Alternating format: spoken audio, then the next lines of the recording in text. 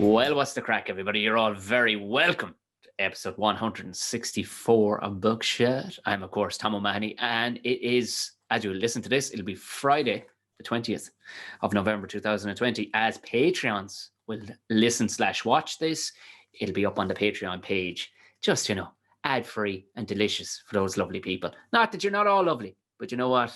Some kids are nicer than others, i.e. the ones that come with money. So, Patreon people, thank you very, very much. To the people who bought merch this week, you mad bastards, people are buying masks with my face on it. What are you fucking doing? Obviously, it's just to keep up with children away with my fucking logo on your face. My thanks very much. I got a couple of people sent me pictures of them in the shop, freaking people out wearing masks. So the merch shop, check it down in the show notes. Give it a gander. It's a way to share the show. Also, if you would like to do none of that, but you would just want to be sound, if you're listening on Apple Podcasts or whatever platform allows you to leave a comment or rate it, don't leave me nothing like a 2-star. Nobody's going to learn fuck all from that unless you're an actual top end podcaster and we can learn from you. Nah, if you got 5 stars, we want them and a nice comment. Keep them coming. Like I said, just before Christmas, the last week before Christmas, I'm going to pick the best comment and you will be getting a t-shirt with the Buckshot stuff on it, and I will contact you for your size and all the rest of it. You know the crack. Best comment on Apple Podcasts. Send me a screenshot of it because they don't alert you. Send me a screenshot. You know where to find me. Tom O'Mahony Comedy on all usual platforms. And that's the jazz. Now, getting on to today's show. There doesn't really need much of an intro. He's a hugely long-term actual fan. We do say, he's one of my best friends in comedy, which means, yeah, that's exactly what it sounds like. But he's an actual friend of the show, being on Buckshot Sideshow almost every single week. You know him, you love him. Jimbo, what's the crack, baby? What's happening, man? This is your 164th episode of this. Yeah. And that's incredible. Yeah, the Ramble Pod itself, which is the midweek kind of just me fucking going off. I think we're over the hundreds. Yeah, we're over. I'm actually right when you said that, I started Googling here, so I pulled up your Acast page, and it's so your Ramble Pod, you've got 103 of those, and that count is separate to these. Yeah, these are different. Yeah. Good Lord. So you've done 164 of these and 103 of those. That's 265. Good God. And then you combine that with all the Buckshot Sideshow stuff as well. You are an online demon. Yeah. I just re-released all the Tom and Jerry Show podcasts as well. There's oh my God, I forgot about that one. Yeah. So because they're evergreen, it's just us talking bullshit, sitting in cars, or driving to gigs. You know what I mean? So they're evergreen. There's talks of it. Like McBride wants to do it again. It's just finding time to sit down because we're going to blast them all out. Probably do it over the Christmas, I would imagine. So it's. But look at. I mean, what the fuck else am I going to be doing, Jim? Yeah, exactly. There ain't shit else. There's live comedy is dead. Doesn't exist anymore. And I've kind of backed myself into a corner too. I gotta have one out every week. Now when people actually physically invest in the show, nobody gets snotty though. Nobody goes, where's my show? If it's a little late. Are you serious? Nobody does. I'm shocked at that because I've heard of that in just about every other podcast I know that is big enough to have like an actual fandom. Buddy, if you're 20 minutes late, especially apparently, okay, well maybe you'll tell me this. I think people who are getting it for free complain more than people who join the Patreon, because once they join the Patreon, it's more of a personal relationship with you, and once it's a personal relationship, they understand that you're a guy and you've got shit going on, and sometimes you're weak, you lose control of your days. Like that happens. Everybody understands that. And if they're the kind of person who, out of the goodness of their, and you recognize something that's, hey, I'm worthwhile. Getting something this is worthwhile. I'm getting if they're that kind of a person, they're not a cunt. And I've you know what? Like I'm not saying I've got a cunt filter, but I guess in the sort of doses that do shit like that, they would switch off after 5 minutes. Do you know? I think it's because you're too like foul mouth aside. You're a very genuinely positive guy and you like stuff. You know what I mean? This seems to be a podcast that's powered by stuff that you like, as opposed to the other kind of podcast which is powered by stuff people hate. So people are just like, here's a podcast about shit that I hate and people that I hate. You know, I hate wankers who do this. And that's a whole, like, believe me, I listen to a couple of those. Sometimes it's healthy, but it's not most of my diet. Most of my diet is people who are enthusiastic and like things and are just interested in stuff as opposed to shitting on stuff. And so if you're the kind of guy that's going to subscribe to stuff, to positive ones, then you're not going to complain too much. Jesus, I might be some sort of guru or something, Jim. Oh my goodness. Speaking of shitting on stuff, Jim, Wild Mountain Time. What's going on? Were you on Claire Byrne? Were you on Claire Byrne the other day? I was on Claire Byrne live. So by the way, I'm really glad this American thing is really working for you now. You know, you've been doing it a long time, this whole American thing. Yeah, well, I'm sticking to this character. Good I on really you. I think it's got legs. It's coming to fruition. God bless you. It's going somewhere. No, yeah. So Wild Mountain Time, that movie trailer dropped, and the fucking internet went crazy. But okay, let me put it another way: the Irish internet went crazy about it. I saw more quote tweets about that movie trailer than I've ever seen about anything else. And then I talked to my folks back home, and I'm like, yeah, they released that movie with the Irish accents. All the Irish people are pissed off about it. And they're like, what movie with the Irish accent? You're not from Ireland. That's just another movie trailer, man. It's another romantic comedy. Guest starring John Hamm. He's probably the biggest name in it. And he's not even one of the main guys. You know what I mean? The main guys are the two fucking cultures with dirt on their faces. Those are the main characters. It's priceless. The trailer plays out like one of those 90s kind of. It doesn't look of this era even, does it? The way they've made it, like and maybe that's what it's for. Maybe it's a little bit of escapism. You know what I mean? Maybe people should stop thinking about those accents aren't accurate. Yeah, well, fucking Star Wars wasn't accurate either, man. Sometimes you just want to tell me a story. Tell me a story about two people in a mythical land. Yeah, I mean, the fact that Jamie Dornan can, for me, it was never the accents, because nobody ever gets the accent right. It was never the accents. For me, it was just weird, because it was like, this is like Waking Ned, which was because everybody's filthy. Everybody's wearing clothes that are patchwork clothes. There's no like suits or shirts in the movie. So at one point, a guy drives up in a car that's clearly from the 30s. And one guy goes, that's the most beautiful car I've ever seen. But nobody says that's clearly a very old automobile. Like people that could just be, oh, well, that guy's got the new version of what everyone else has. Jamie Dornan is dragging a boat around a hill for some reason. Yeah. What is that? Do you know what that is? I have no idea. But I genuinely think that movie was funded by Tourism Ireland, and it will be played on every Aer Lingus flight. Or what it'll do, it'll play on every flight of around airports where they know people may possibly fly to Ireland. Yeah, Americans will come to Ireland on the back of that movie. They won't come to it on the back of beautiful of Love Hate.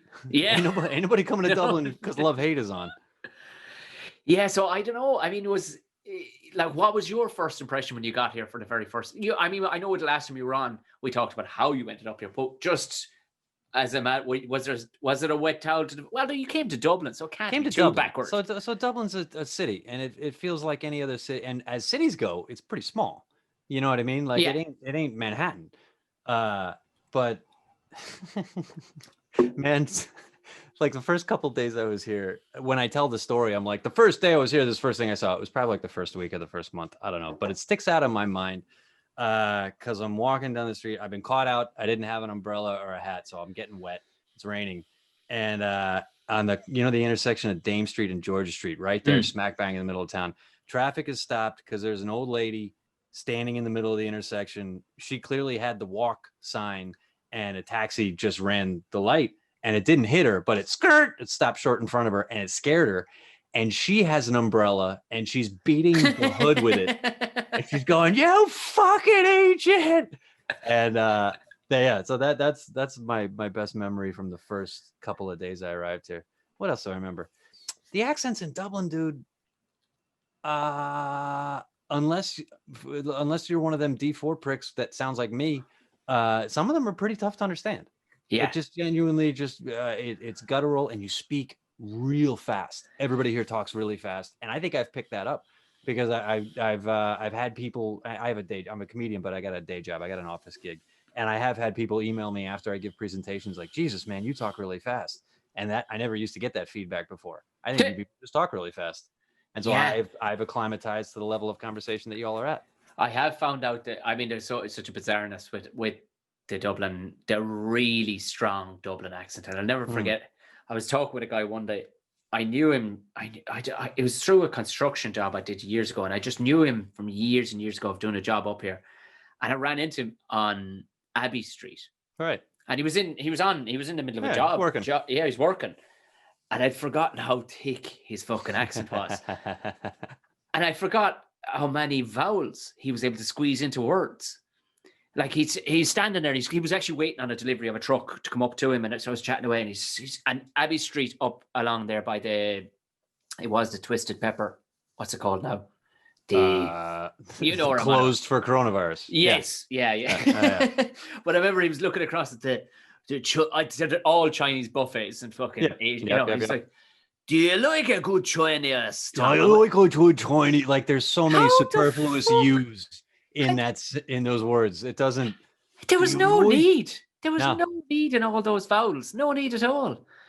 And I remember Jesus Christ, the hardship in doing that accent.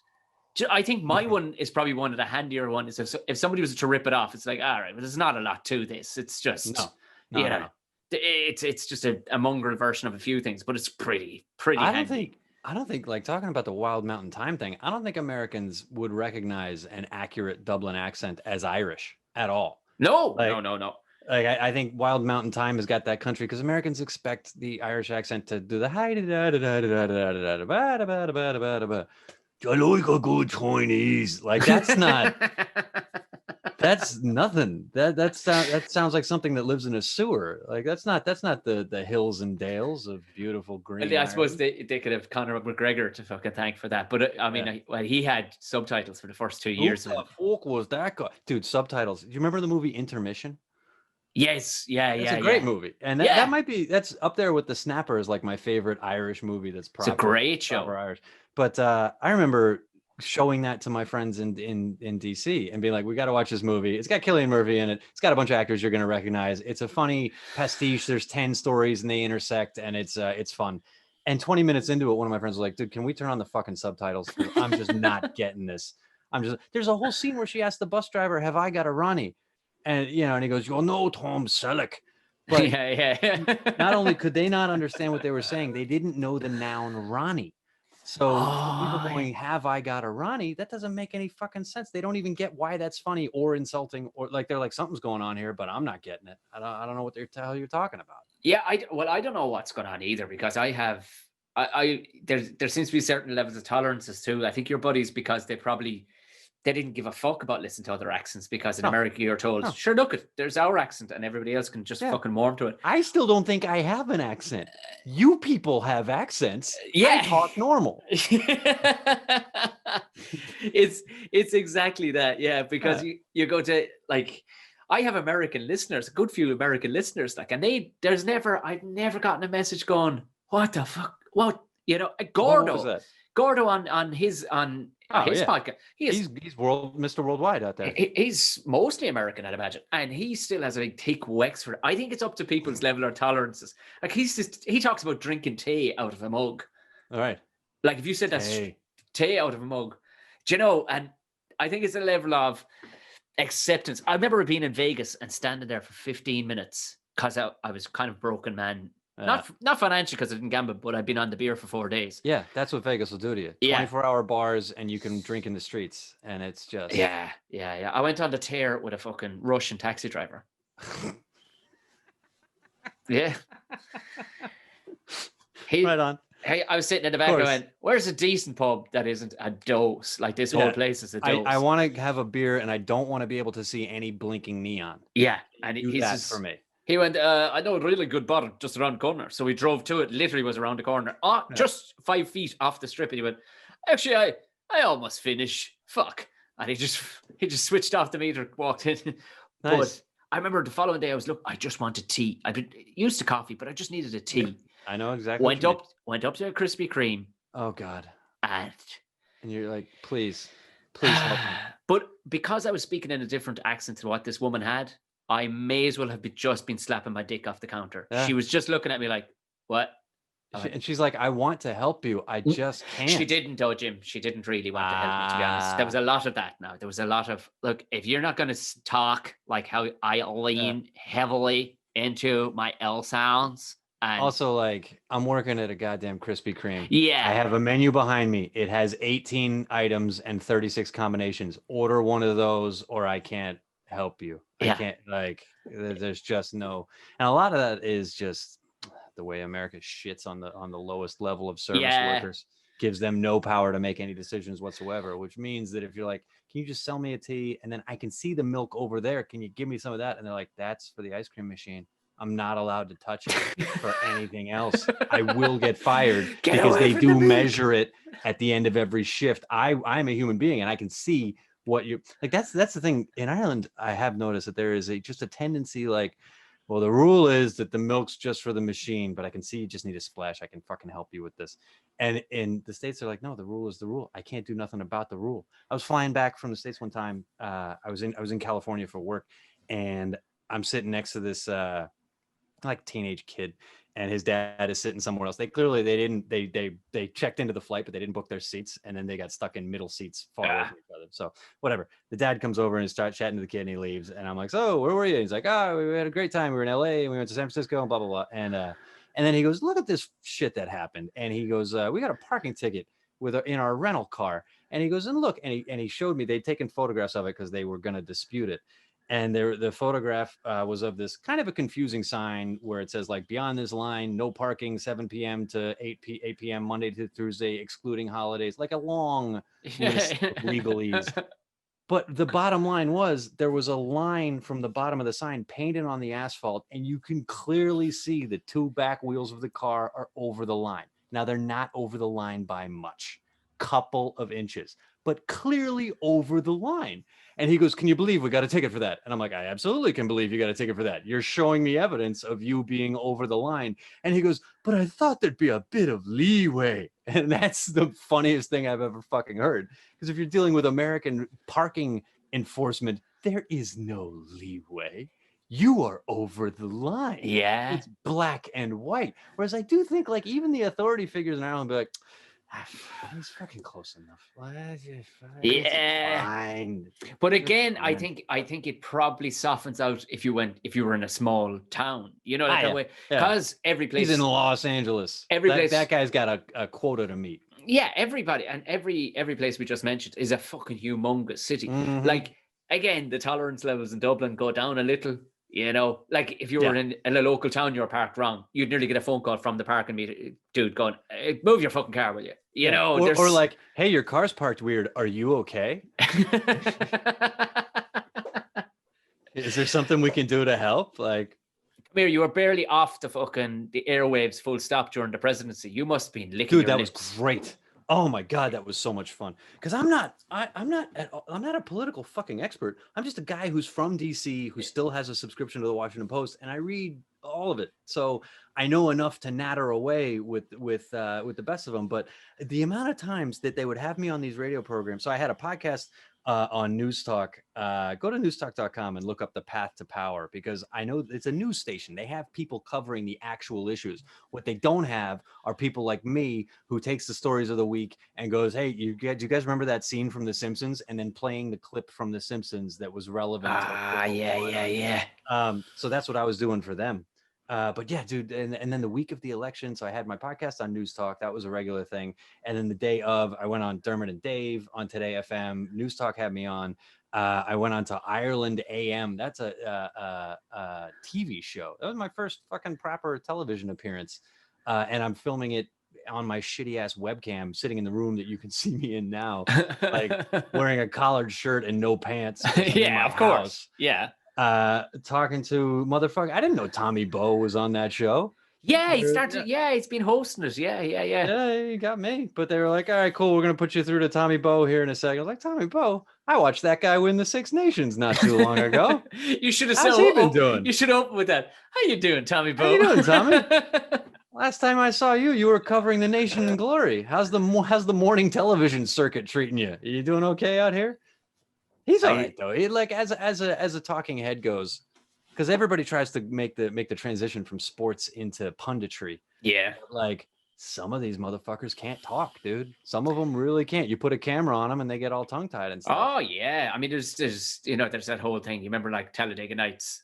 It's like his hands are coming. I just thought the car run real good, and his hands start coming up into shot. He's like, "What are you doing with your hands?" I don't know what to do with my hands. Yeah. But Bo is a crafty horse. He has a clothing line. The second he wasn't even finished rugby, and he had a.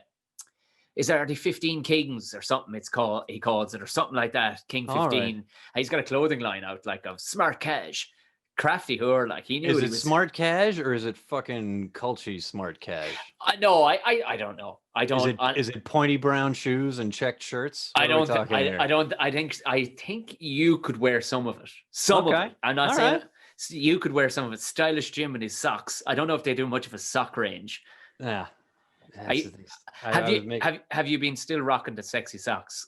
Or is it yeah, but what's the point? I'm in my house all day. I wrote. So you saw me at the Laughter Lounge the other day. We were doing a recording so the Laughter Lounge is the biggest comedy. I don't know how much your listeners know about this.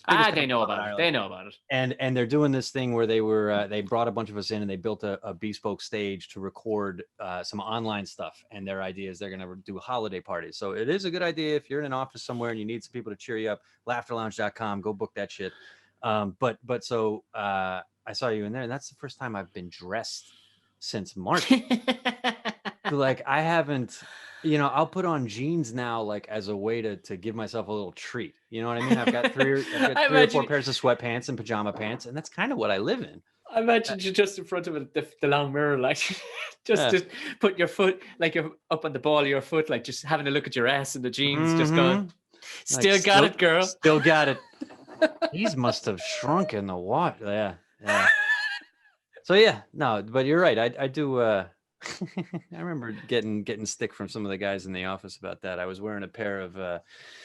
I bought a pair of green trousers just because I saw them and I was like, fucking. And I wear colorful shit. I wear colorful socks and colorful like shirts and stuff.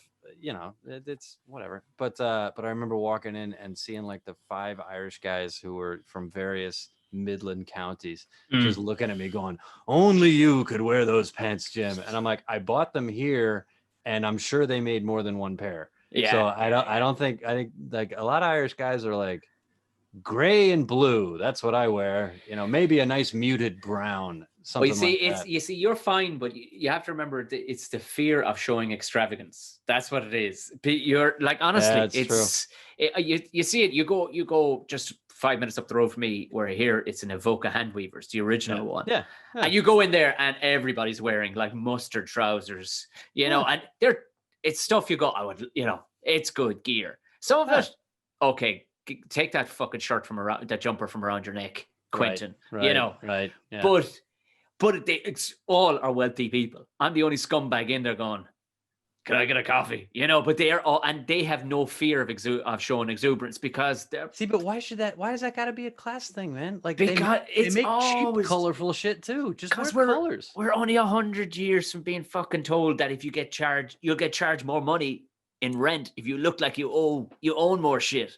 That's literally, man. You can see it between farms in the north of Ireland and farms in south of Ireland. Farms in south of Ireland could be just as well, probably even wealthier because but they keep the place. They don't have the farm management to keep the place looking square and tidy. Like you go up the north. I remember we filmed it was a short. It was kind of a dark show, but we had to film on a couple of different farmyards. And every one of them, I went, are these all abandoned? They went, no, these are all working farms. They were fucking immaculate. Wow. Yeah, and when we talked about one of the guys who's kind of a historian, he was a writer on this thing, and he went, the reason behind that is the landlords in the Republic back in the day would have fucking charge you more if you looked like you had more. If you looked like you were keeping the place in order, and that's only 2 generations ago, Jim. For a societal meme, for want of a better word. If you look like you've got too much money, then bad shit happens to you. Like that's I guess that goes back, that kind of ties in with that they call it like crab bucket syndrome, where they're like if one crab if you have a bunch of crabs in a bucket, they can't get out because one tries to get out and the others just pull them right back, where it's like okay, well, it's the whole thing of shiny socks, huh? Who does he think he is? Yeah, like fucking he thinks he's a guy who buys socks. That's all. It's not I used to do a bit about that in my act, where I was like the concept of notions. Like that's a bad thing. Other places call it ambition. You know what I mean? Like, no. Tommy's been working a lot of overtime. I think he's trying to buy a boat. Yeah, he's got notions. Yeah, he does have notions, dude. They're called ideas. He's got dreams, and he wants to see them through to fruition. I think it's softening, though. I think it is softening as people are becoming more. It sure is. Like people are getting more and more mindful of fucking. Hey, you can't be knocking every fucking move a fucker makes. Like you know what I mean. Some people are just doing, and some people are taking the piss now, and they need to be dragged down a little bit. But and also that I love that about Irish culture and societal interaction. That if you can't take a joke at your expense, everybody looks at that like a giant moral failing on your part. Never saying like, "Hey man, it's my wedding day. You guys are supposed to be nice to me today." Like or whatever it is, you know what I mean? Yeah, Jesus, my dad just died. Could you guys lay off for 5 fucking minutes? Oh, every single time. Like the whole question is like, well, what the hell's wrong with you, man? Jesus Christ, lighten up. Yeah, he's only yes. I like that. That's a fun little piss take of it. I wonder if that's like the dark underbelly to the he's getting notion stuff. I wonder. Oh, for sure. Not the other. For sure it is. Like if you dug deeply, I bet there's into the culture of where comedy comes from. Like you look at it, like if like I remember talking with you before about like the Jewish comedies. You know, there was a huge. That's a funny bunch of fuckers coming out of New York. I had this theory about the comedy that develops in awful, really horrible societal victimization. Because who are the funniest people on the planet? Black Americans and Jewish people. Mm-hmm. And Irish people are pretty goddamn funny as well. It's tough to be funny when you're in charge of everything. You know what I mean? And when you've had every break, when everything's going your way, you don't have to be funny. You're comfortable and warm and well-fed and actualized. Well, why does that happen? Humor. Why does that happen? Because like you look at like I talked with a Polish chap about this. He's a fucking like he was quite funny, but he was a real culty Polish guy. I said, why is there? I was talking with him about comedy, about coming to the comedy club. He was like, and he said it like as if I'd asked if he'd come to my satanic ritual that we were hosting at the weekend. He would, why would I go? Why would I go? Why?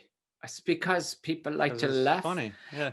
And he had just been fucking telling me the hell he grew up in, where inflation would go crazy because it was under the Iron Curtain or whatever. Yep. One week, and all of a sudden your house is worth nothing, and a packet of fags might cost a fucking house. You know what I mean? Like, so I was going, why aren't these fuckers funnier too? You know what? Why are Black, Irish, and Jewish people, funny? I think you kind of need it to sort of help yourself accept the absurdity, the inherent absurdity, and the awful things that humanity does to each other. I don't know. I mean, have you ever heard that theory about the whole being cool? Like, I think that was a Miles Davis album, "The Birth of the Cool." No. And about how if there wasn't slavery, there would be no such concept as cool. Because what's cool? Being cool is pretending nothing bothers you. And that came from the only way you could keep your dignity whilst being a slave and being downtrodden and just being like, all right, well, these other people have everything over on me. And if I step out of line for 1 second, I will literally die. But I'm just going to act like it doesn't bother me. I'm going to act like I can't do it. Be like, huh? Oh, yeah, sure. If that's what you got to do. Go ahead and hit me, and acting cool like that. Damn it, man. I read a really intelligent article about this and I'm mangling it right now. No, that's Jim. I don't want any levels of intelligence here, please. as you talk to me from behind your weird gate, your event. Jim, you can't catch coronavirus over Zoom. It's okay. You don't need the mask in front of you. Is this thing, do we put out a video or you just put out audio? I put out, no, the video goes up for Patreons only, but it's fine. It's just because they're cool. Okay. Well, yeah. So what you guys can't see is that I recently purchased in my house, or the people that are audio only. I purchased a nice, and let me spin it around so the camera can see it. It's a nice microphone, but it's got this big giant acoustical foam U thing behind it. It looks like if I speak into it, is in between me and the camera. But oh, it does look like those, or I would say ice hockey pads for. Yes, yeah. It looks like the inside of one. It's you're dead right, Tev. I can't. I've like that thing. I know it looks just like a pallet, but it's actually full of soundproofing down the inside of it as well. I need to get some of that. You can see behind me, all the walls are empty. I just moved into this place. I need to get some soundproof tiling and stuff, really take the echo out of this room. not bad. That mic is really Not fucking bad. good. Honestly, some lads you're like, and you know that they may as well be inside in a fucking slaughterhouse. They're calling you from their phone that they dropped down a well first. Yeah. I tell you, this fucking thing helps me with get the goddamn radio gigs that I'm getting because nobody can go into the studios now, and there's a whole like cottage industry in schmucks like me who live in Dublin, close to the radio stations, who are like, no matter what the issue is, pick a news story. I need somebody who can come in here and waffle about it for 10 minutes and be halfway entertaining and maybe have half of a point. Because Same, I've done a bunch of them for news talk as well. Yeah, they ring up and they just, can you talk silly? Yeah, Absolutely. can you talk about, hey, did you happen to see that story about some fucking bullshit magazine came out with a list of, I don't know, the top sexiest accents in the world? You want to come talk about that for 10 minutes? You know, and you're like, sure, absolutely. But now that those the studios are all closed, they're like, can you dial in? And if you can dial in, what do you sound like? Yeah. So the fact that I spent a couple $100 on a microphone and a thing like that, I think that's standing to me. Yeah, you're going to save it on socks to not show off to the public. I was thinking about that the other day. The I put on when I went into the Laughter Lounge to record that thing, I put on a pair of nice shoes. Ooh. And I haven't worn non-trainers literally since March.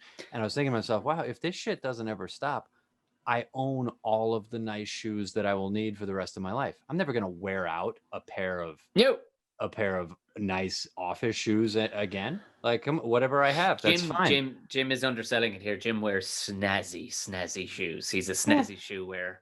He's got a lot of time for his feet, is what I'm saying about Jim. Dude, if you don't have kids, you have more disposable income. It's true. It's true. You know, just don't make a baby, and then you can buy all the shoes you want. Man. Hey, far prior to any fucking babies, shoes were not at the top of my list, Jim. No, weapons and whatnot, absolutely. Yeah, that's true. I have a home and I don't have a single sword. How can you have a home without a sword? Jesus Christ, Jim, do you even love your wife? Like, I mean, you have to. They could come traipsing down your road with their pitchforks and their fucking I can't wait to buy a fucking sword and then explain to Lisa, like, no, baby, I bought this for you. It looks like something that's for me, but I assure you, this is because I love you. For your birthday, I bought us a sword. No, you cannot touch it. No, you cannot. No. Have you ever heard of the kumite? Have you ever heard of the? Well, I have. Were you happy with the outcome of Joe Biden getting in? Oh, absolutely. Are you fucking kidding me, man? Come on. Would it be anybody? Say, who would you want as president if it wasn't Joe? You know, if you had your pick. If it was I'm not a huge fan of Joe. The only thing I liked about Joe is that I knew. Well, I didn't. I say now I knew Joe could beat Donald Trump, and he could beat Donald Trump, and he was one of the few of the Democratic challengers that could beat Donald Trump. But Donald Trump lost to the fucking coronavirus. I was telling everybody in January and February, like, look, it's tough to beat an incumbent president if everything's going okay. If there's no giant war and the economy's going okay, generally whoever's in the office is going to stay in the office. And if shit doesn't turn around right now, Trump's going to win. He's going to beat whoever they put up. And then fucking coronavirus and the economy shut down. And now there's, 50 million unemployed Americans. And I'm like, well, no incumbent wins when there's 50 million unemployed Americans. If unemployment rate's 20%, whoever's in the office is going to lose. Even if it's not fair, he's going to lose. So they put Joe forward, and I was like, all right, cool, he'll win. I'm not wild about Joe Biden or Kamala Harris's fucking candidates. Like, Harris is a goddamn cop. I don't trust her as far as I can throw her. And Joe Biden, he's a nice old guy, and his morals are in the right place. And in theory, he's a Democrat. But the motherfucker, you know what I can't get over? And I probably need to, because I'm going to be one of those. I'm going to wind up being one of those old guys like you meet now that were anti-Vietnam War in the 60s, and they still won't shut the fuck up about it. Yes, yeah. I'm going to be like that for the Iraq War. I still remember everybody that supported the Iraq War, because at the time, and it's not, I'm not doing this to say I told you so, but at the time I was 22 years old, and I was like, this is a bad fucking idea. Iraq ain't had nothing to do with 9/11, and this is a stupid thing. What are we doing? What's the goal here? What are we trying to do? And nobody could ever tell me. I was like, this is wrong. We shouldn't be doing it. And I fucking remember that Joe Biden was one of the guys who helped muster up support for the Iraq War. And I'm like, I'm still pissed off about that. Partly because we're still in Iraq. We're still there. Yeah. Like, it's not over. And I'm like, anyway, but There's he's none of them. fine. There's none of them have blood. Like fucking, I mean, Obama was the smoothest cat that ever fucking walked the planet, but he's still known as the drone king. He That killed a lot of dudes. That motherfucker wiped out a lot of people. If you got married in Kurdistan while Obama was president, you had people outside going, look, just watch the horizon, and if you see anything looks like a bird for a minute, I need you to ring this bell. Yes. Because I do not want my wedding to get blown up. So that's the thing. Like, when's the last time? There's not really a true. Oh Jesus, are we gonna talk politics? I can talk politics. Is that what your people want? There's not like a true. Dumb it down now, Jim. No, don't be getting overly. All right, overly fucking deep. Let me. I'll fucking dumb it down. Pretend you're a truck driver who lives in Iowa, and you make somewhere. You own your own rig, and you make somewhere between 40 and 80 grand a year. Who's your candidate? Who is fighting for you? The answer is nobody, and it hasn't been anybody in like 20 years. It used to be in the 50s and 60s. You could say, "Oh, well, the Democrat. The Democrat is the friend of the union man, and they support things that are what they call now populist, meaning racist, but at the time meant populist as in like would benefit most people." And now both the Republicans and the Democrats are like, no. All we really want is for Wall Street profits to go up and for the insurance companies to make a boatload of money. And it's going to fuck most of you that are in the bottom half of society. And I don't know what to tell you. My portfolio is looking great. So fuck you. So like establishment Democrats and Republicans on not to both sides it up, because Trump is a uniquely pungent flavor of evil. But yeah, I'm delighted. None of this to say I didn't want Joe Biden to win. I wanted Joe Biden to win very badly, and I was delighted when he did. And it's just, you know what? It's going to be nice, man. You're going to be able to go like a week and a half and not think about something the U.S. president said. But was he any use? Trump? Like, was he like? I mean, if you want me to say nice things about him, I can say nice things about him. No, but I'm just wondering, like, number one, obviously, I fuck knows how he got in. I mean, it's a man that not 4 years previous, he was a TV fucking personality. A literal reality. It'd be like if Anton Deck became prime minister. Yeah. Okay. And it's like this asshole's from TV hasn't done anything but television for the last 20 years. That's all he's done. But like, what I'm wondering is, when he got in there, did he just fuck about altogether? Was there anything the cunt did, or he enriched himself as much as he could? Of course, so as soon as he got in the office, he was like, all right, every golf club I own, the membership fees are going up by 5. If you're a member of a Trump golf club, you're now paying 20 grand a year for that privilege, because I might show up and I'm the motherfucking president, and that's what you're paying for. And that's what he got. But in terms of, I don't know, the Republicans managed to pass a giant ass tax cut. This is so funny. So they passed this giant fucking tax cut in the first year of his office. It was mainly around businesses and rich people, although middle class people got a decent chunk of change as well. And everyone's like, holy shit, Trump cut taxes. This is great. Built into the motherfucking tax legislation that they passed last year is a giant increase that took place 4.5 years after the law was passed. So it's like they're like, well, look, we're not getting more than one term out of this fucking psycho. We're going to pass this tax law. It's going to go up. So as soon as he loses, 6 months later, everybody's going to be like, who's president? Not Trump. Look at my fucking taxes. They're going through the roof. Oh my God, right. It's this unbelievable sandbag. It's going to happen in February and March, and nobody's really talking about it. Like, everybody's going to blame Joe for this. And Joe's going to be like, come on, man. I don't know what you mean, man. He does seem like a nice man all the same, though, doesn't he? He does seem like a very nice man. He absolutely seems like just a nice guy. Yeah. And what's like, and then there's, I mean, some media would have you believe that fucking half of America is is burning at the minute, which I don't buy. Like, I'm guessing it's some hot spots where people are going, and we've all got loads of cameras. Let's put them. Exactly. You know. There's marches going on. And I remember asking my parents about that, because I saw a bunch of news stories were like, this reminds me of 1968. And it was fucking terrible. And I'm like, does it remind you of 1968? And my dad goes, what nobody's talking about is in 1968, you had a bunch of Americans literally building and throwing bombs at each other. Like, homemade bombs were a huge fucking thing in the late 60s. Right. And nobody's doing that now. They're not. They're marching, and there's a lot of noise, and people seem to be pissed off. But in terms of just the abject violence of it, it's fine, man. It's fine. Yeah. Like, you had whole city block, like Minneapolis had it pretty bad in August, but like city blocks of probably, I don't know, 10 metropolitan US areas, Detroit, Philly, New York, DC, LA, Atlanta just burned in 68 and 69. And that kind of didn't happen this time, which is a remarkable thing. The Black Lives Matter movement had marches in every fucking state in America in August. And like, yeah, a couple of them got hot, but only a couple. Only a couple. If you told me in January what was going to happen in August, I would have said, "Oh, dude, bank on some serious fucking damage." And there was some, but it could have been so much worse. I would imagine so, yeah, because it's not as bad as the news wants you to believe. Yeah, of course. These people are selling tickets too, man.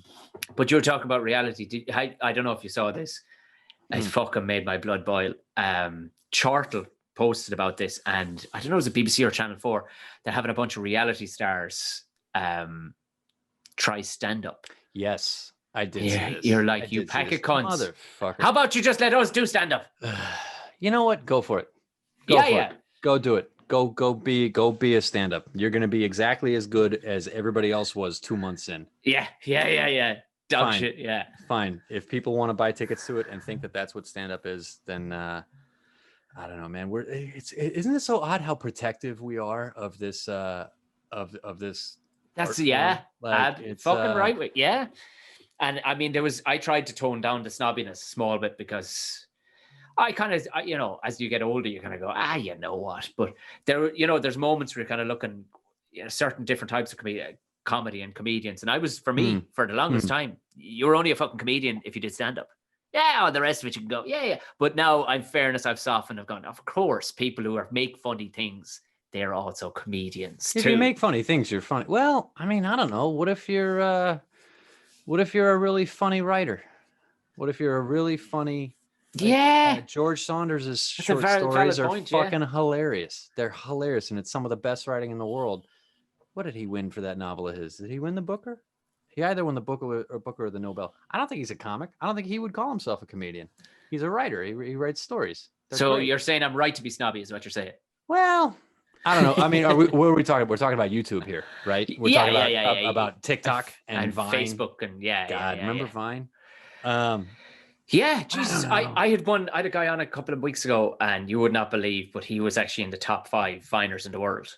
Wow. Yeah. Who's that? It's Senan Burns' his name. He's from Tipperary. He's from Clonmel. Fuck. Dude, I met that kid in at the Vodafone Comedy Festival 2 summers ago. Steaming drunk, I bet you. Yes, he was steaming drunk, and he had the look that I had the first year that I got booked for that festival, because it's super fun. It's in the center of town, and it's just a great thing to go to. And he was like, "Hey, how you doing?" I'm sitting. And I was like, "Hey, man, I'm Jim." And then I looked at him and I go, "I know you." And he goes, "Yeah." And I go, "Are they helium balloons?" Yeah. Dude, okay, so that's a great fucking point. We can be snobbish about it and be like, "Yeah, but does he have 20 minutes? Can he play? Pick the roughest gig you've ever done. Can he headline the Tap? You remember the Tap pub? Yeah. Can you headline the Tap? The Jobestown Inn. Can you do that? Can you do the Jobestown? But at the other hand, he did that fucking helium balloon Vine with the car. Probably has been seen. Would you say 50 million people saw it? Yeah. Would you say 100 million people saw it? Yeah. At the time, like, his numbers were so, like, in the top 5 Viners in the world. There was weeks where he was number 1. Yeah. And like, dude, he has a series of pictures that is still one of my funniest fucking things that I love saying to people. The one where he's doing the J-Lo jeans pants thing. And he's taking his own photo, and this girl comes in and catches him and leaves, but then he looks at the camera and laughs. Like, it's art. It's absolute fucking art, and it's fantastic shit. So that's where part of me is like, bitch you couldn't do 20 minutes in Jobestown. And the other part of me is like, yeah, and I couldn't make any videos like that. I can't. I couldn't do it. Yeah. So Homeboy's got talent. Like, he's funny as shit. And like, talking with those guys, and he's sure as hell doesn't consider himself a comedian. But I was like, no, you are. Like, you I think you are. I don't know. I think you are. Need, like, different classifications for it. I remember listening to this interview where I think Chris Rock was going on about this. The same thing. The whole like, are you funny if you do comedy or if you do like? He goes, on the one hand, yeah, I my art form and the thing that I respect is writing jokes and delivering them standing up. And he goes, on the other hand, who the fuck in the world is funnier than Will Ferrell? And Will Ferrell just does sketches and characters. He Yeah. doesn't, as far as I know, he's never done stand up. Like, you gonna tell me Will Ferrell's not funny? Come on, man, you're lying to yourself now. Yeah. So yeah. So I think. Do you like how I just compared you, me, and a guy who was famous on Vine to Chris Rock and Will Ferrell? Yes, I did, and Nice. I like it very much. That will be the clip we will pull out for this, just to advertise how Jim completely talks us up.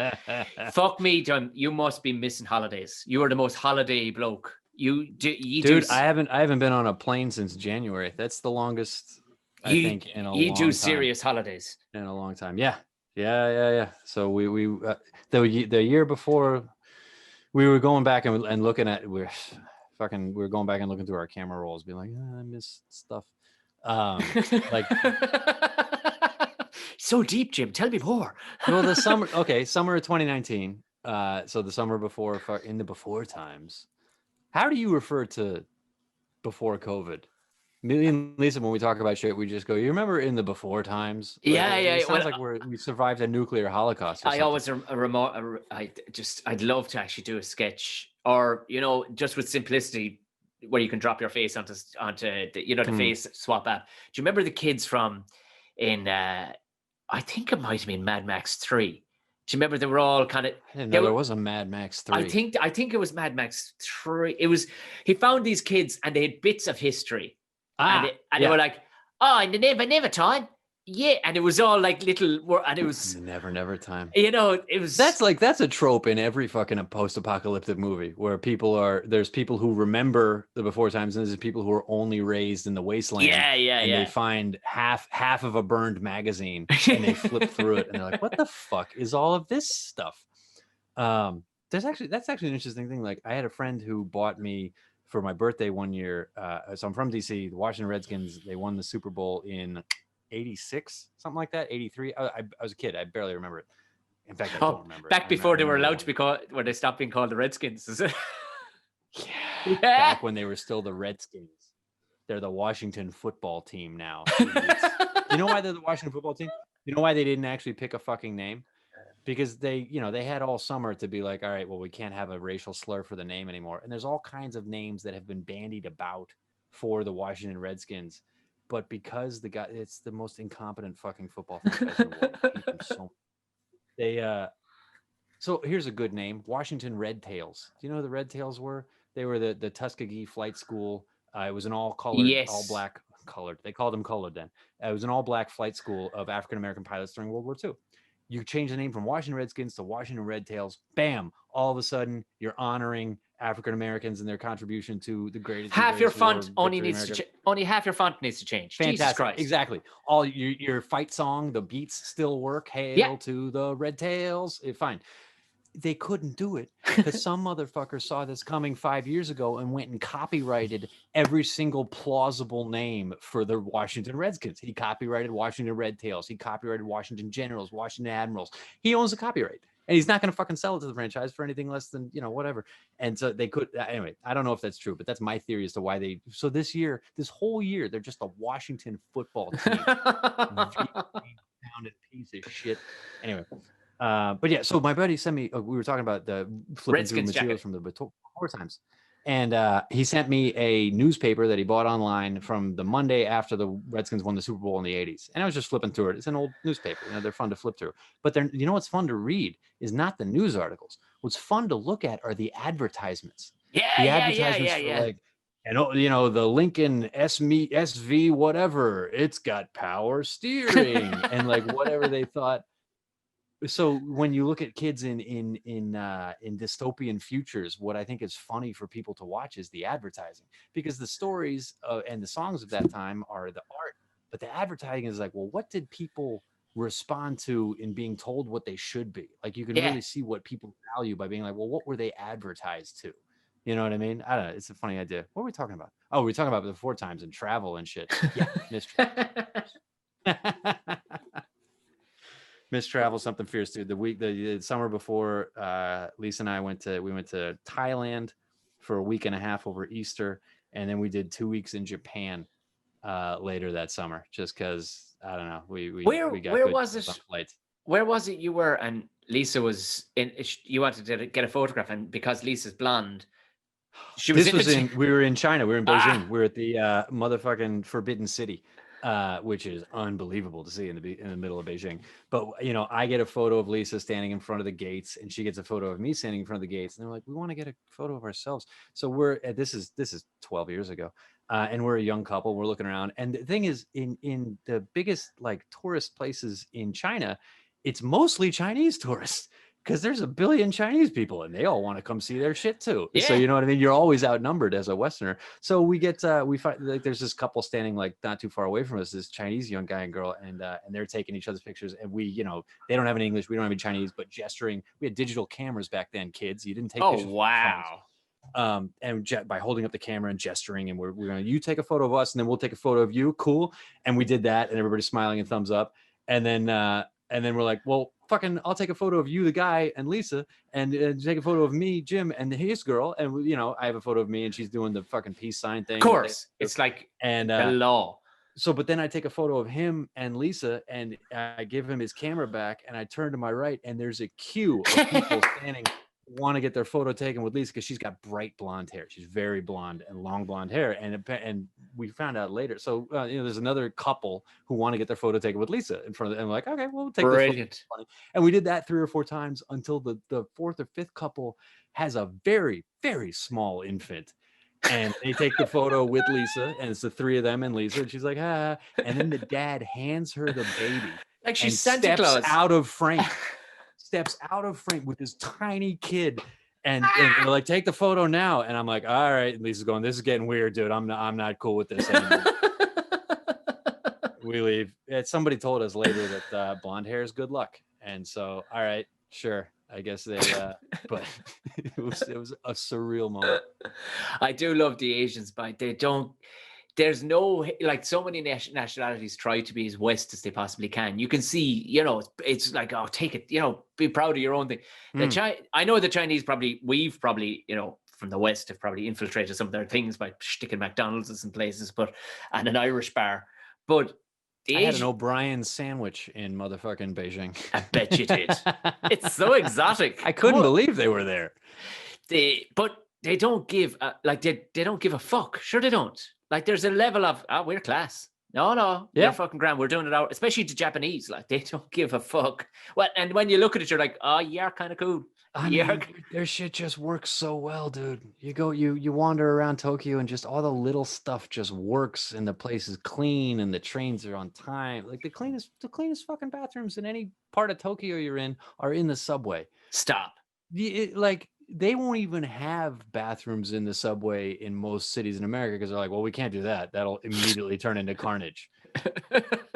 And it's just, I don't know, dude. You'll be walking around Tokyo and be like, all right, well, I have to pee. Do we want to go in and get a beer somewhere? Or like, nah, dude, there's a fucking subway station right here. We'll go in there, and the bathroom is fucking clean enough to do open heart surgery. And if you want to, it's perfect. Wow. Jesus Christ. What are you drinking? Just drinking, I'm drinking Heineken Light. I'm trying to drink more light beer, man. Yeah. I'm trying to watch my girlish figure. Like I did sober October because I was the lockdown during I was going to ask, like, did you go hard? First 3 or 4 months of lockdown, I was just drinking too goddamn much. Just putting away a half a bottle of whiskey on a Tuesday night for no fucking reason. For not doing anything fun.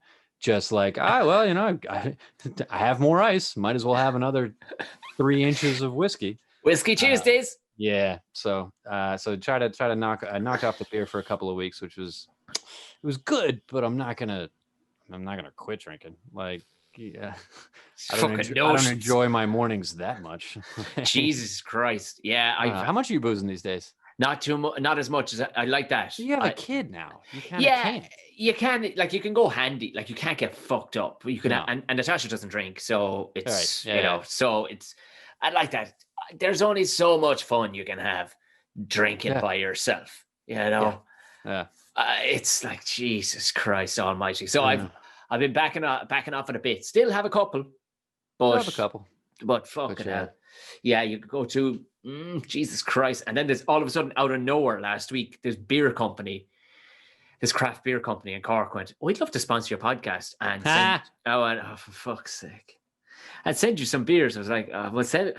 Go on, then send me the beers. Jesus Christ. Oh, go on. Look at you. Tom, you're a soldier. The things you have to put up with. These people sending you beers. Thank you so much for saying that, Jim. Do you have a meat sponsor? Do you have somebody sending you meat on this podcast yet? Yeah, a couple of different companies. Yeah, genuinely. Genuinely, yeah. A couple of meat sponsors. Yeah, there has been, yeah. If once so long as I just mention it or whatever and don't fuck it up, there's been a couple of strange ones too. Like there was the games, like the Irish game crowd. They were sending me a bunch of crazy shit, stuff like Python and stuff like that. But Jesus, yeah. But there's a South African crowd as well. They're after sending me some stuff. Just fuck it. Irish? Yeah, of Irish origin. Is there a Python? Irish origin? No. No.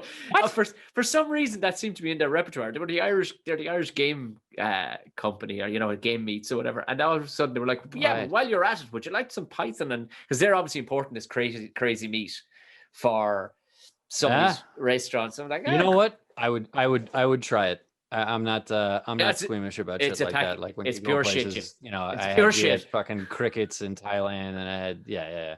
Is it awful? It's pure shit. Snake meat. There's a reason why there isn't a load of farmer stuff of snakes and snake meat. There's a reason for that. Imagine having the Kobe snake where they keep it still and they feed it just goose fat, and they massage it the way they do with Kobe beef. Week. The snake lives a good life. There's just a guy just going making his way down the greasy snake, making his way down the python, and the snake kind of getting into it too. He's like, oh Jesus, I had a good life. There's no eagles out here trying to kill me. This is not bad. Trying to Kobe up every type of fucking animal. Like there's Kobe chicken. Kobe, the happiest chickens on the planet. A chicken needs to step its game up with me lately. I've really fucking gotten tick with chicken. It's just there's a whole pile of fucking nothing going on with chicken. It's unless you have to do a ton of shit to chicken. That's my problem with chicken. You got to do a ton of shit. It's like the laziest fucker. Yeah, chicken's like the base. Chicken is like chicken is like the cracker. You don't want crackers. What are you putting on the cracker? That's what's important. So chicken's just the chicken's the vehicle. It's the edible. It's like the rice of the sushi roll. Yeah. How's your cooking? Do you eat sushi? Yeah, I like. Dude, I fucking suck. Do you? I can't cook. I don't have the patience for it, man. I don't have the patience for it. I can cook stuff that has like 3 steps. Like I'll take meat and I'll season it and I'll put it in the oven for a little bit, and that's all I'm doing. I eat a lot of fish, I eat a lot of chicken, a lot of pasta because it's the simplest stuff to make. I remember you saying to me one time we were having a couple of pints. You went, do you know what, the whole food thing, Tom, is overrated? I wish I could just take enough. It really is. Yeah, just give me a fucking tablet with all my fucking dinner in one day. If I could take a 2,800 calorie pill every day at 3 p.m., I would do that. I would 100% do that. And then occasionally, if you go out for dinner at some Michelin star place and you want to get the foie de gras and the sauce and yeah, sure, I'll do that. I'm not averse to it. I got taste buds. I'm fine. I just don't value it enough to be like, well, I'm going to take an hour and a half of my evening and I'm going to chop this garlic very fine. And then what I have here are some rare shallots. And if you just fry these shallots by themselves and then put them aside, and then like every step in a menu, menu. That's how I think about food. It's a menu. Every step in a recipe that I see, you must serve me. That's another dish I have to wash. Like Jesus it's like Christ. now chop the garlic and put it to the side. And I'm like, well, I'm gonna put it to the side in a bowl. I'm not just gonna put it on the counter. I got another fucking bowl I need to wash because I can't you just put all this shit together in a come on, man. I have a solution for your problem, because the reason why I like cooking is that I absolutely associate it with drinking. So the longer, the bigger, the most intricate the meal and the more hard work there is, it means the more drink I'm going to have to drink while fucking making the thing. So you just pop a bottle of wine at the beginning and be like, one for the meat, one for me, one for the meat, one for me. I mean, I'll correct you and say, yes, your premise is right, but I wouldn't fucking wash the wheels of my car with wine. I'm just not a wine fucking person. But yeah, beers galore and all the rest. Yeah. Because this will tell you, I'm possibly. Do you think we're just not old enough yet? I think I'm a complete fucking snob accidentally, right? If you were a snob, you'd be into wine. That doesn't no. Snobs are into wine. I tasted a holy grail of wine once, Jim, and I will never ever taste anything that tasted as well. It was at my sister's wedding in Florence in a castle in the Chianti region.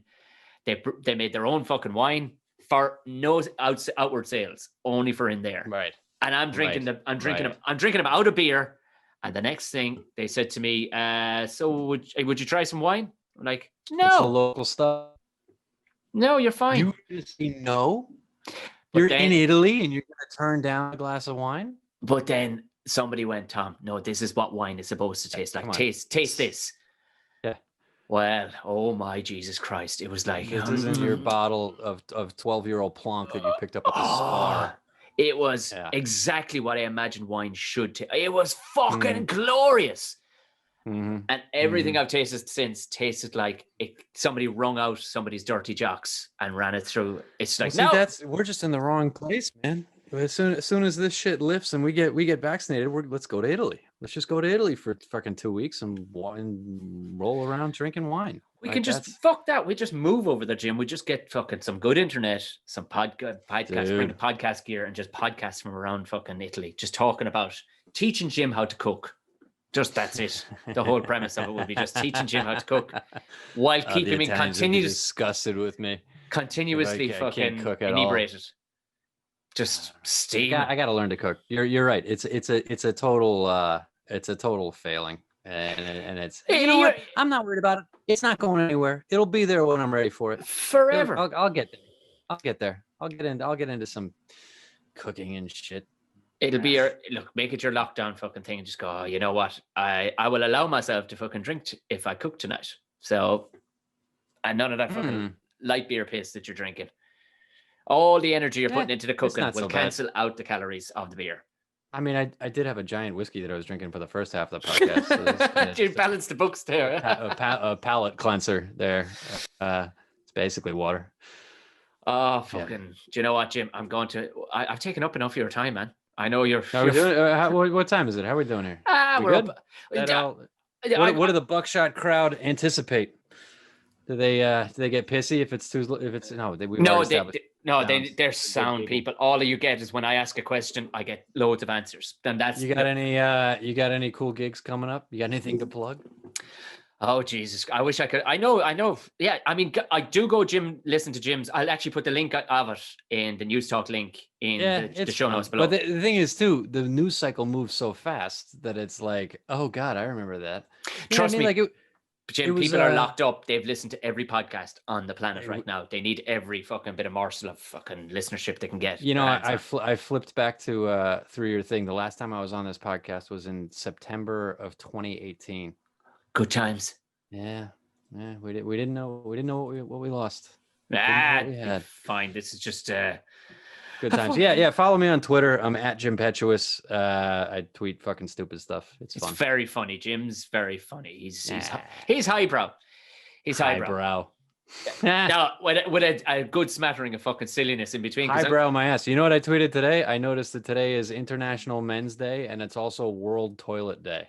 Did you know that? Hey, well, that's not a coincidence. Thank you very much. It couldn't possibly be. Did you by chance notice this while sitting on the shitter, scrolling through Twitter? No. Nope. I noticed it. I hope nobody who works with me is listening to this. I noticed this while I was on a conference call today. They all noticed it I'm too. I'm still Jim. working from home. It's all I'm doing. Yeah, 90% of them all noticed it too. Yeah. World Toilet Day. That's us. International Men's Day. Do you know what? On that beautiful, delightful note, I'm only going because I got to go do that fucking celebrity get me out of here thing. Oh yeah, I wouldn't go anywhere. Watch fucking I'm a Celebrity Get Me Out of Here. Tom and I are part of the many comedians in Ireland that are appearing on Virgin Media's Hooked On podcast. That is just it breaks down the I'm a Celebrity Get Me Out of Here every night. Have you ever fucking seen this show before this? Not a fucking dude. Like, I haven't watched this. Still haven't watched it. That's why I'm going to watch the show. Is about to start now in a minute. I watched the first episode of it, and it was the first episode of the season, and I was like, "Who the fuck? That show's been on for 20 years." No, it hasn't. This is No, it season hasn't. 20. It is. It's unbelievable. What? It's massively popular. I don't know who. Man. I don't know. Hey, they're giving us a tiny little bit of money to be on this podcast episode, so I'll watch your garbage. Sure. Yeah, fine. and look, I like Gordon, and I'm on with Emma Dorn, so it's pretty much nice. Emma's fucking hilarious. Yeah, so it's pretty much everybody who's been on my podcast ever. Yeah, that's all I see. I've gotten a very small, close group at the minute. Like next week, Gordon Rochford is on my podcast. Would you believe that? That's a big get. Wow, how'd you meet Gordon? Don't know, just bumped into him, in the yoga one of these times. I got a box of CDs next to me right here. You remember CDs? Oh my Lord, we made a CD, Jim. Yeah, I know. There we are. There's one right here. The Comedy Underground, live at Dame Street. Remember this shit? You know what you do, Jim? Can you send me that and I will put it on my Patreon? You gotta fucking How many comedians did we have on that night? All right, so we had you, me, Edwin Salmon. We had Totally Wired do a set. Trevor Brown, Danny O'Brien, Gordon Rochford, Robbie Bonham, Jerry McBride, and George Fox. Fucking hell. And that was a very cool thing to do. We did that time. I mean, it was fun. Well, it was 2013. So it would have been 2012, you and I, because what it was I remember that a bunch of fucking schmucks got together in DC when I was just starting out doing comedy there. And they just got together and recorded it and put out a CD. And then I was like, oh man, you can just get together and put out a CD. You don't have to fucking wait for something to happen to you. And I just mentioned it to you over beers and you were like, that's it. We're doing it. We're going to book the Mercantile. We'll get it done next. And it was kind of like, I never would have had that happen if it wasn't for you. Cause you got a real sort of go get them attitude towards stuff. It's a fine line between that and stupidity, Jim. Do you even own a laptop that has a CD player? No, nope, I don't. Me neither. If I gave you the CD and told you to play it for me or you were going to die, what would you do? Go to your car? Does your car have a CD player in it? It does. It does. Yeah. I don't have a car. Fuck, Jim. I got an old ass laptop that I haven't turned on in 3 years. I still have the charger for it, so I'll plug it into the wall and see if it goes. But can I put a CD in an Xbox? You can put a CD in an Xbox. Yes, you can. Yeah, okay, yeah. There you go. There, I can play CDs. There you go. I can do that. Thanks for that trip down memory lane, Jim. You're just after fucking bright telling me of happier times. With WB it's good to see you, brother. You too. Like I said, I wouldn't be going anywhere on you. This other thing too. I've got to sit through an hour of this fucking thing. Good thing they're paying us. Enjoy it. Enjoy it. It's the dumbest fucking show. I mean, I'm sorry if you're fans of it. It's a great thing, and you should listen. No, still shit, Jim. We're all open to fucking difference of opinion on this podcast. God. It's gonna suck ass. I know it is, English and that's possibly one of the fucking actual tasks. Is it sucking ass? Is it? Sure. Why not? Fucking English people are the worst. Jim Elliott, thank you very, very much. Talk to you soon, brother. I see you in the real world. Yeah, man. Take care of yourself. Brother. Good luck.